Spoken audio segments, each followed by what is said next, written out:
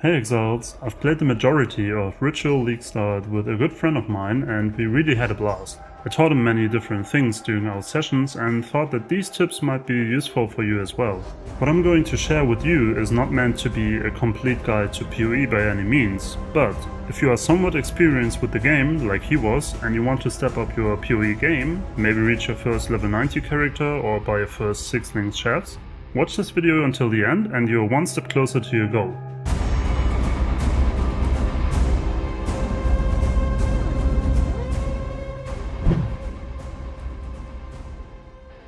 Set goals for a new league. Do you want to delve deep or crush delirious maps? What do you want to achieve? Make a plan before a new league starts to help you with your decisions during the league and prevent you from burning out. Pick a good league starter that requires little investment to get you going to fulfill your plans. There are multiple league starter compilations like mine 1 week before a new league starts, so keep an eye out for them. Always know your next upgrade. A clear understanding of your item progression will keep you on track. If you struggle with this, pick a build guide that gives you an entry-level mapping setup, a setup for level 80, and your endgame setup. Prepare loot filters. I recommend one for leveling, one for early league progression, a semi-strict one for T5 to T13 maps, and a strict one for anything above. This will be your biggest time saver in the whole game if set up correctly. Lazy folks can subscribe to loot filters from other players or use presets from filterblade.xyz.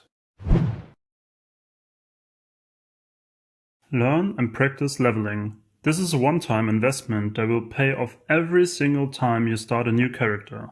A great resource for leveling faster is Killer.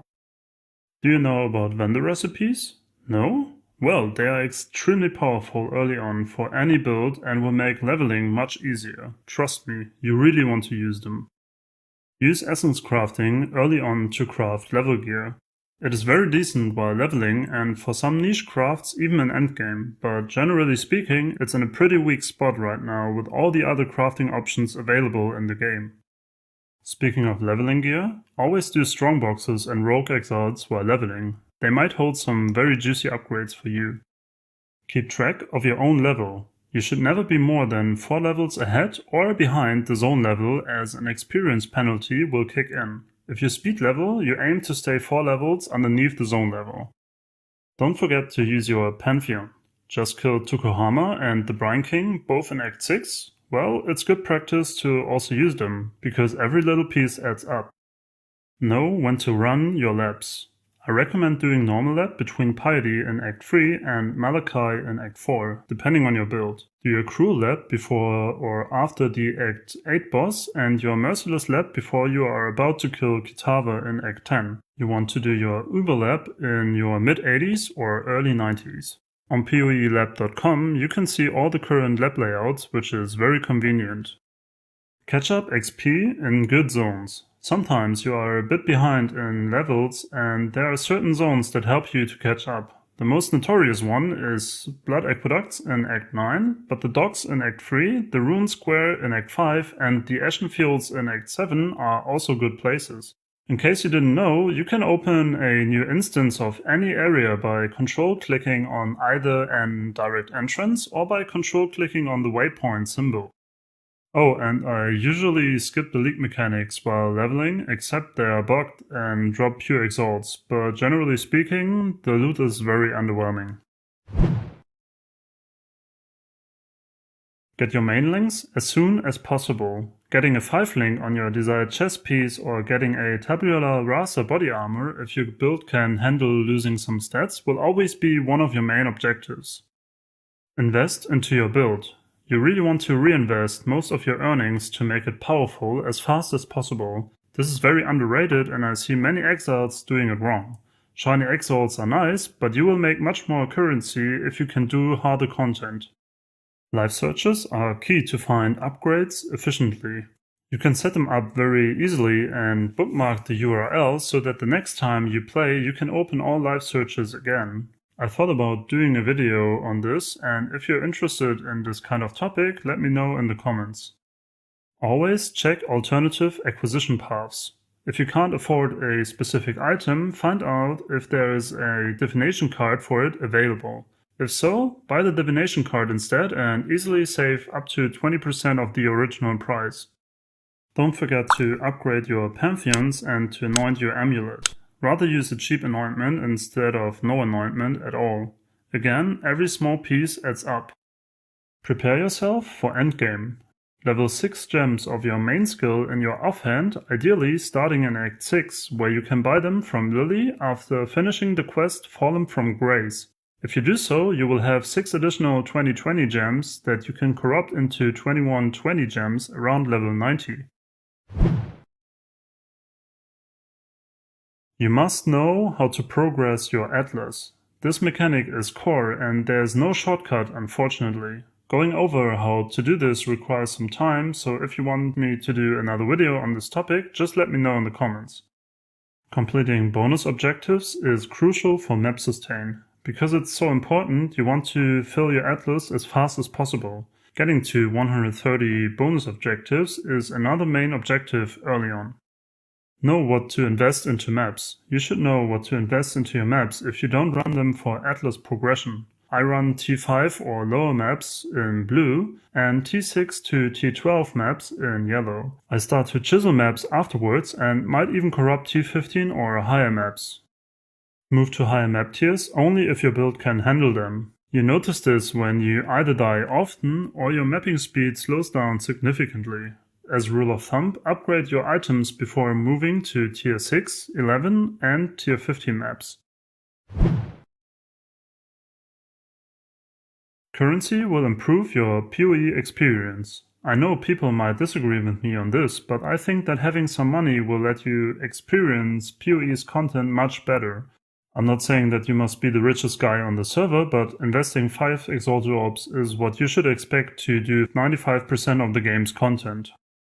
Understand what builds are in the meta. It's all about supply and demand, and you can get an idea of what builds are played by using the build section of poe.ninja. Items related to these builds are worth much more, and it might even happen that a specific item becomes trash tier while it was god tier in the last season, so always keep your eyes open.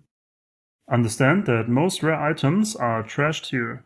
I see many new players trying to find big-ticket rare items, but the reality is that most of them are worthless, unfortunately.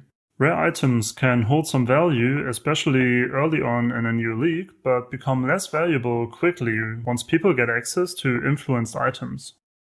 Know how to price check. Your loot filter takes care of what you pick up, but you must make sure that you can determine the worth of an item. This is quite a complex topic since you must understand the crafting system and the meta of the game. If you're interested in a deep dive into this part of the game, let me know in the comments. Try out different money-making strategies. Make yourself familiar with one strategy at a time and start adding new strategies step by step. I did a video on a few ones a while ago and I recommend watching Path of Math and Grimrow for more advanced strategies. Combine different strategies into your system. You may drop somewhat expensive items occasionally while mapping, but you must build a system for a consistent stream of income over multiple leagues. Pick strategies you like and use them as long as they are profitable. I've settled on the same strategies for 6 leagues and they still work for me. While making currency, don't forget to have fun. It is important that you do things you like. It is important in real life, and it's even more important for a game that you play in your free time. In the end, it's about enjoying what you're doing. Tools are vital for convenience. There is a vast number of tools available to the community, and I highly recommend that you use these ones. First, loot filters. I've already mentioned them, but I can't stress enough the importance of a good filter. Second, use a trade website if you're not playing solo self-found. Third, use a trade macro like Awaken PoE Trade to price check items efficiently. Fourth, use Path of Building to create and track your builds. If you want to step up your game even further, you can start using a lockout macro for leveling, a whisper macro to bind your trade whispers on a mouse button, or a trade macro that tracks your incoming and outgoing messages, making trading much more convenient. Use Path of Building to check the impact of item upgrades. If you copy an item from Trade and paste it into the Items tab in Path of Building, you can see the impact of that item on your build, making buy decisions much easier. Use a premium stash tab if you can. I want to make clear that this video is not sponsored by GGG, but in my opinion, anyone who plans to play PoE for more than one league should use 1 or 2 premium stash tab for trading and a currency stash tab for more convenience. If this is an option for you, you might want to wait for stash tab sales during weekends that pop up quite frequently. Off-color items by using jeweler orbs and the crafting bench. Did you know that you can off-color items by using the 2, 3 and 4 socket craft on the crafting bench? You can easily get the recipes from Delve. Using this tactic makes off-coloring items easier, cheaper and also keeps you sane. Just search for it on YouTube. Use Global Chat 820 to find missing Uber Lab trials. You are level 99 and still looking for your last Uber trial? Don't worry, Global Chat 820 got you covered. As a small advice, if other players ask for a tip, don't tip them. Global 820 is meant to be free. Trade 820 is where trials are getting sold. Toggle your loot filter to make looting easier. Ever had a problem with picking up a loot explosion from a lab chest? If you toggle Z or Y on American keyboards twice, loot names will move together. Last but not least, I want to encourage you to ask other players for help if you are stuck with something. With tools like Discord, you can get advice quickly by using the built-in streaming function instead of creating long forum posts. My friend and I use this method quite often to identify any issues with his build or to explain things about the game, which I found extremely effective and convenient. I hope you liked this list and learned something from it. If there's anything missing, please share it with us underneath this video. Thanks for staying with me until the end, and see you in the next one.